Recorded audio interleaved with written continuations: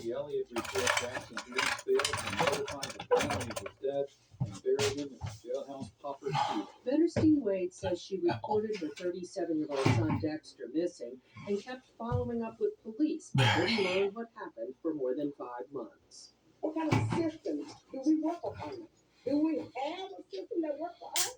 Civil rights attorney Ben Crump represents the family. He says they will seek an independent autopsy and give Dexter Wade a proper burial.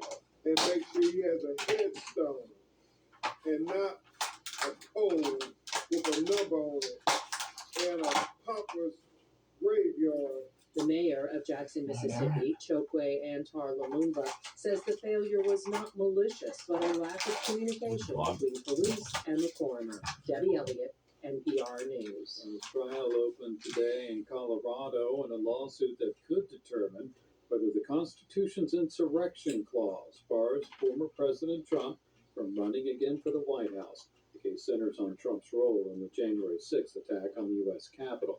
The lawsuit, brought by a group of Colorado voters, is seen as a test case that seeks to keep Trump off next year's ballot in Colorado, and it could end up at the U.S. Supreme Court. A similar lawsuit is set to be heard in Minnesota later this week. I'm Giles Snyder. This is NPR News from Washington. Support for NPR comes from NPR stations. Other contributors include the George Lucas Educational Foundation, creator of Edutopia. For 30 years, committed to advancing educational innovations and research that improves pre-K to 12 learning. More at edutopia.org. I'm Tom Powell. You're listening to Q. So yeah, Wilco. I'll be honest with you, I'm a really big fan of the band. When you're into them, it's hard not to obsess over everything they do and read every article and read every book they put out. But if you're not into them, I'll give you the Coles Notes. So Wilco are a band from Chicago. They started out of the ashes of another really important band, this alternative country band called Uncle Tupelo. Wilco they start out making music that sounds a little bit more folk and country. They go on to make really experimental pop music.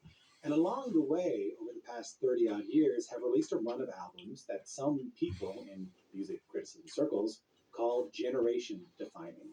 I'll play you one of their most popular and honestly one of their most beautiful songs right now. Don't cry.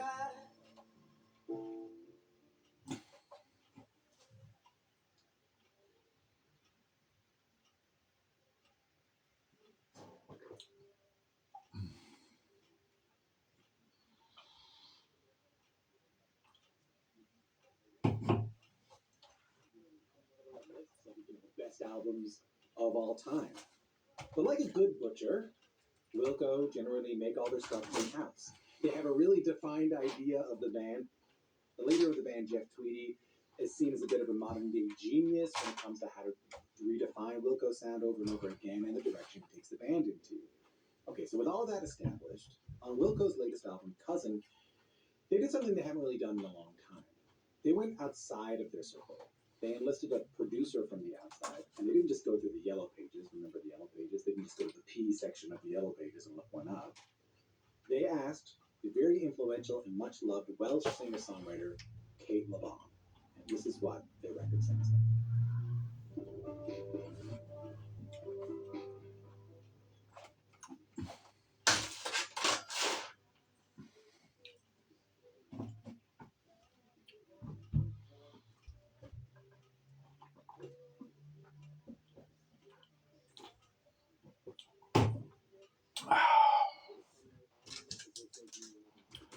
Tomatoes, strategies.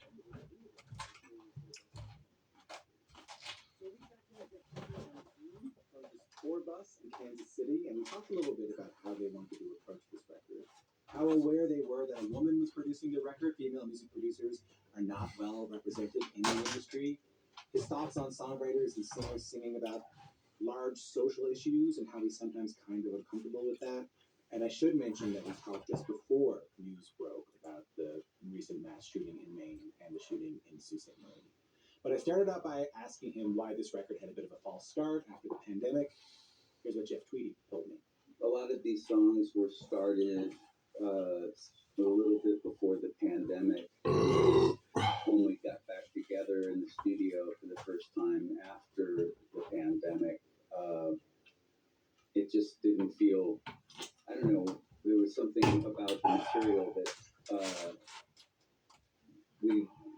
I don't know, we wanted to do something that sounded more finished right away. I think there was some sort of immediacy to it.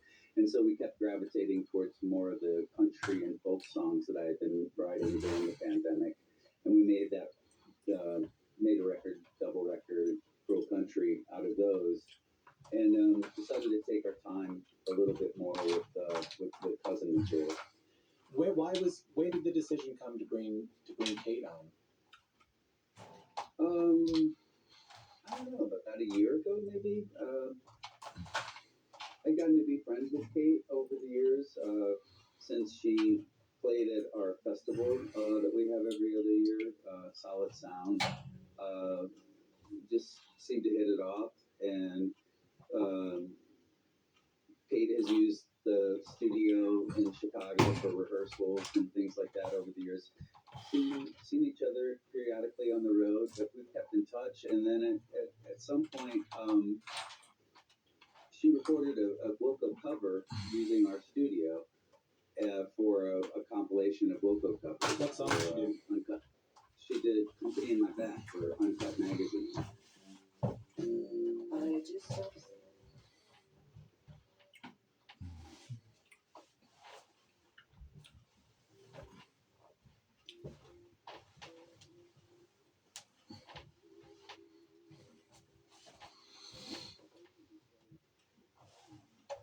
basically used all of our ingredients, and that's the first time I think I really thought to myself, that would be really fun to see how her sensibility mixes with ours, and just to kind of let go of the reins a little bit and let her help shape something. And I asked her, kind of blindsided her, just blurted it out one time talking to her, and she accepted right away. So it wasn't like we went looking for an outside producer. We just just thought of Kate.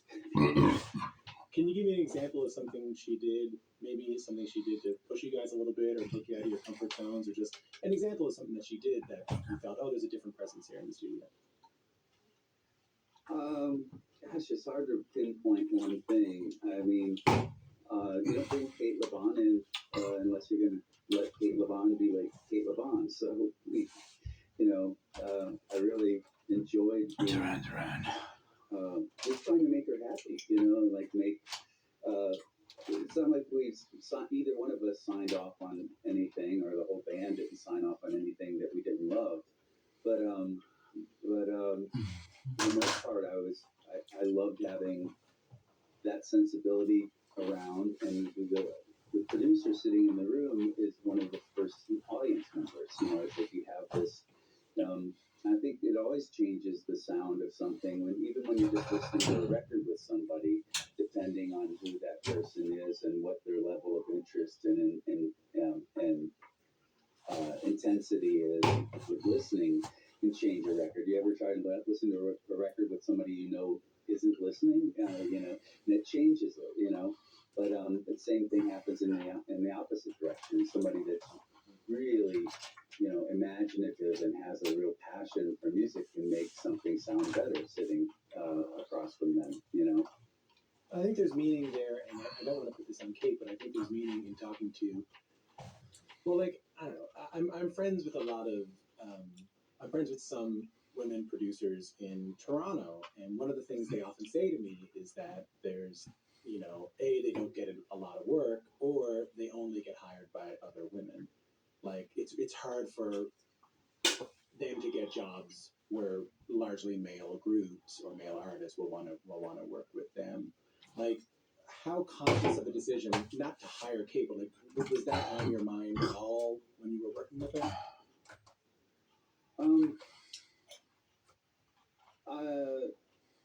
I do think it played a part in the decision. The thought was that doesn't happen a whole lot. I haven't seen it happen a whole lot, especially for a band that's been around for a long time. A rock band tends to stay within this sort of male-dominated world,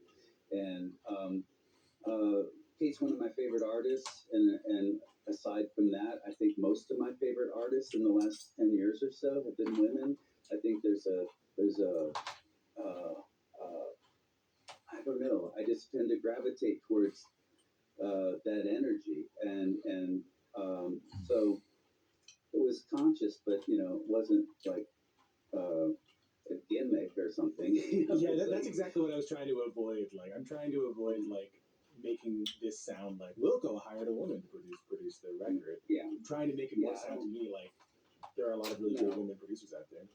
yeah. I don't think we deserve a pat on the back. No. I think it just should happen. It should happen more often. It's just something that maybe more people should consider. Well, I love that. What your studio manager calls Wilco with a new lighting director.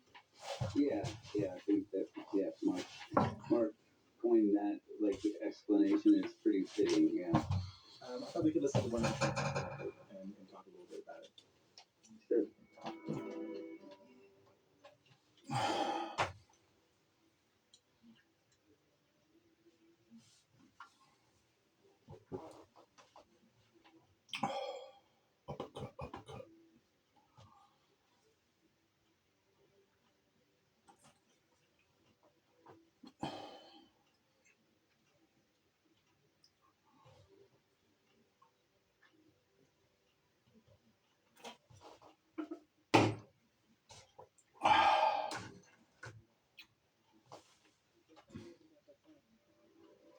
Well, I think that's one of the songs that it was kind of the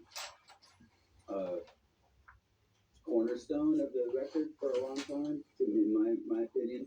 One of the first things I did with Kate is send her a file of 40 songs, and kind of just out of curiosity, I thought the first place to start would be to see if she wanted to pick the 10 or 14 songs, 10 to 15 songs that we would work on. And it was really very similar for the songs that she picked to what the original conception of the record was. And the original conception of the record, the working title was Infinite Surprise.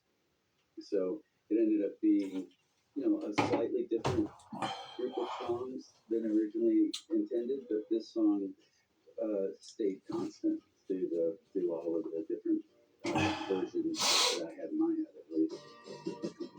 I'm Tom Power. You're listening to Q. More of my conversation with frontman of the band Wilco, Jeff Tweedy, after this.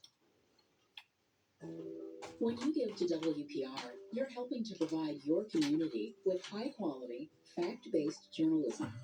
Make a plan now to continue your support and ensure future generations have access to essential information. To learn more about including a gift in your estate plan, talk to your financial advisor or visit WPRlegacy.org.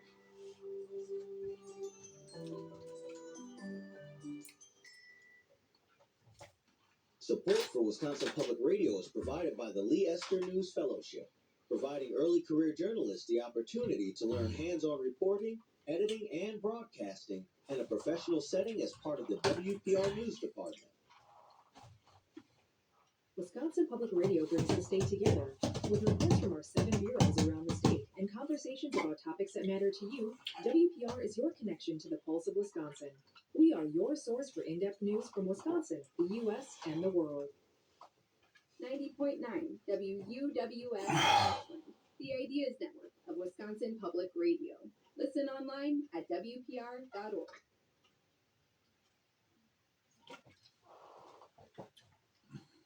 I'm Tom Power. You're listening to Q. Here's more of my conversation with the frontman of the band, Jeff Tweedy. The next track on the record is one that really stuck out to me. I want to play a little bit of that. Turn on.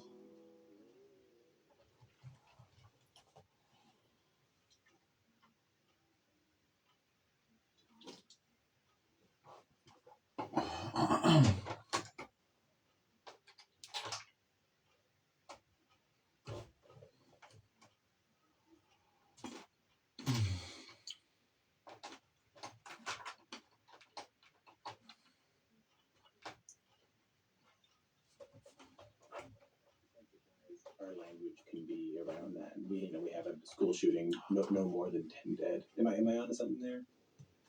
Yeah, I mean, there's an insane sort of collective acceptance of something that's intolerable. And there's a consensus that it's an unsolvable problem, which is maddening because it's so clearly solvable. You know, it's such a,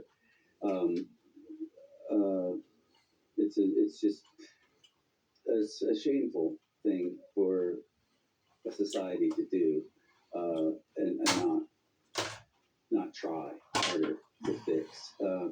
But writing songs about something like that, I think the tendency is one of the things I guess I would want to avoid is the tendency to moralize and put yourself above responsibility, or to, I don't know, I feel a lot of times like songwriters are, you know, have this idea that the world's waiting for them to weigh in.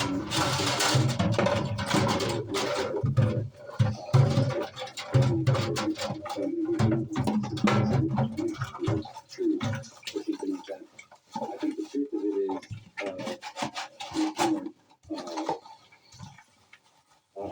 hard to express.